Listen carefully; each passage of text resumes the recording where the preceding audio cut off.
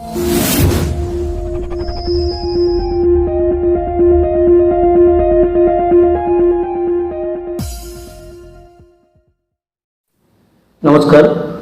গতকাল আমাদের রাজ্যের মাননীয় মুখ্যমন্ত্রী মমতা বন্দ্যোপাধ্যায় ধর্ণা নামক একটি নাটকের মঞ্চ থেকে যে কিছু মন্তব্য করেছে সরকারি কর্মচারী এবং শিক্ষকদের নিয়ে, সেই ব্যাপারে কিছু বক্তব্য জানানো দরকার বলে আমরা মনে করলাম।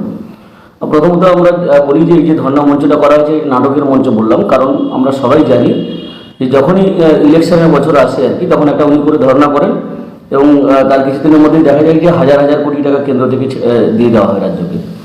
এখন প্রশ্নটা হচ্ছে যে এটা সবার কাছেই মোটামুটি ধারণাটা ক্লিয়ার হয়ে গেছে এখন, এটা একটা যে নাটকবাজি এবং এর পেছনে অন্য কারণ আছে। কারণ হচ্ছে দিল্লির যারা বিজেপি নেতা আছে বা RSS এর নেতারা আছে, তারা সবাই জানে যে এই ইলেকশনের আগে বেশ ভালো পরিমাণ টাকাটা এই সরকারকে, বিশেষ করে পশ্চিমবঙ্গ সরকারকে দিয়ে তারা সাহায্য করবে এবং এই যে দেখানো রাজ্যের মানুষের কাছে নাটকবাজি করে যে দেখো আমরা আন্দোলন করছি বলে তাহলে কেন্দ্র টাকাটা ছাড়তে বাধ্য হলো, ব্যাপারটা তা না।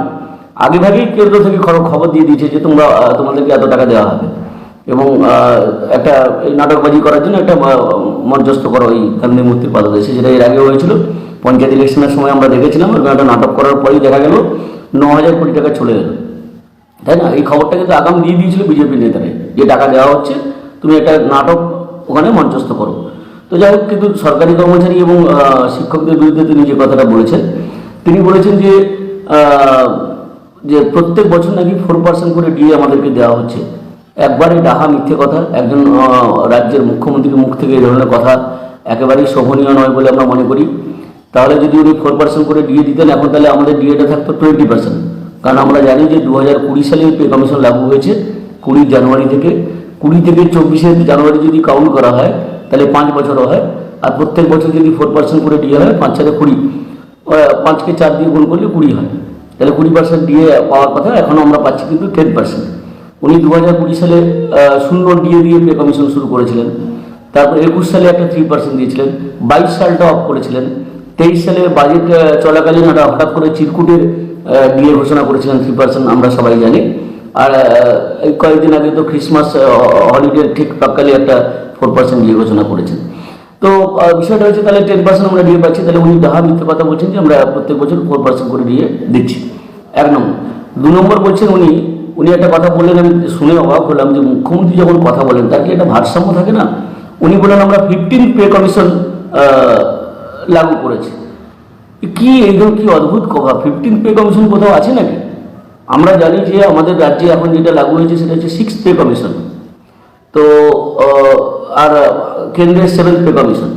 তা স্বাভাবিকভাবে যে এই পে কমিশন নিয়ে যে ওনার ধারণা নেই এবং এই ধরনের কথাবার্তা বলেই যে তিনি বাজার গরম করেন, এটাও বোঝা যাচ্ছে। 15 পে কমিশনটা কোথা থেকে, আকাশ থেকে পড়লো না কোথা থেকে পড়লো? ভারতবর্ষের কোনো প্রান্তেই 15 পে কমিশন এখনও হয়নি। তো উনি এটা আবিষ্কার করে ফেললেন। আমরা জানি ওনার মাথা থেকে এই ধরনের মানে অদ্ভুত জিনিস আবিষ্কৃত হয়, যাই 15 পে কমিশন আবিষ্কৃত হলো।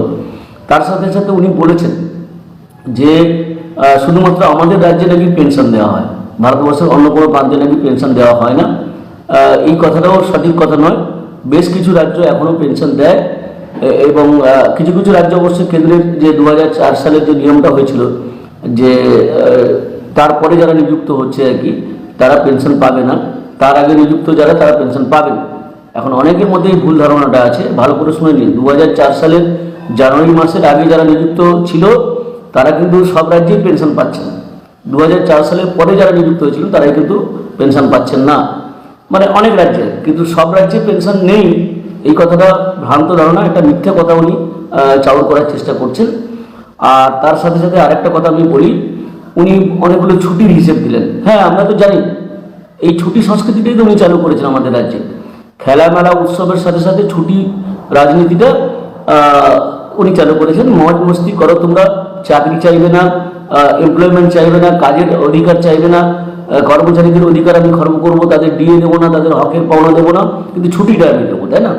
অথচ দেখুন, আপনার নিজের অধিকার নিয়ে যখন আপনি আন্দোলন করবেন, কোনো ধর্মঘট ডাকবেন বা কোনো অবরোধ করবেন, তখন কিন্তু আপনার মাইনে কেটে নেওয়ার একটা অর্ডার সরকারের পক্ষ থেকে বেরোবে। সেটা হচ্ছে স্বৈরাচারী মানসিকতার প্রতিফলন হয় আর কি।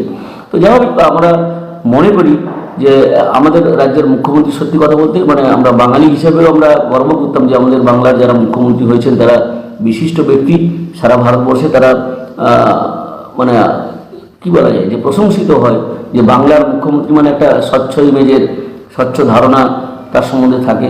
কিন্তু মানে এই যে মুখ্যমন্ত্রীর পদের যে গরিমা, সেই গরিমাটাকে খেলেও কীভাবে করে দিতে হয় সেটা হচ্ছে মাননীয় মমতা ব্যানার্জি কথা দিয়ে তিনি নিজেই করে দেন। আমরা কিন্তু কেউ কিছু করছি না, নিজেই বলছে 15 পে কমিশন। মানে 15 পে কমিশনটা কি আকাশ থেকে এলো কোথা থেকে নাকি? অদ্ভুত ব্যাপার। তার সাথে সাথে উনি বলেন প্রত্যেক বছর 4% দিয়ে দিচ্ছে। কি অদ্ভুত কথা! মানে একজন শিশুও জানে যে এই কথাটা মিথ্যে কথা, তার সত্ত্বেও উনি এই ধরনের কথাবার্তা বলছেন। যাই হোক, রাজ্যের কর্মচারী, শিক্ষক শিক্ষিকা, শিক্ষাকর্মী এবং স্বশাসিত সংস্থার কর্মী যারা আছেন তাদের উদ্দেশ্যে আমরা এই কথাটাই বলি যে আমাদের রাজ্যের মুখ্যমন্ত্রী সত্যি আমাদের কাছে এখন বার্ডেন হয়ে গেছে, বাঙালির কাছে একটা বোঝা। এটা থেকে মুক্ত হওয়া দরকার আমাদের, এবং সবাই সম্মিলিতভাবে সেই লড়াইটা করা দরকার।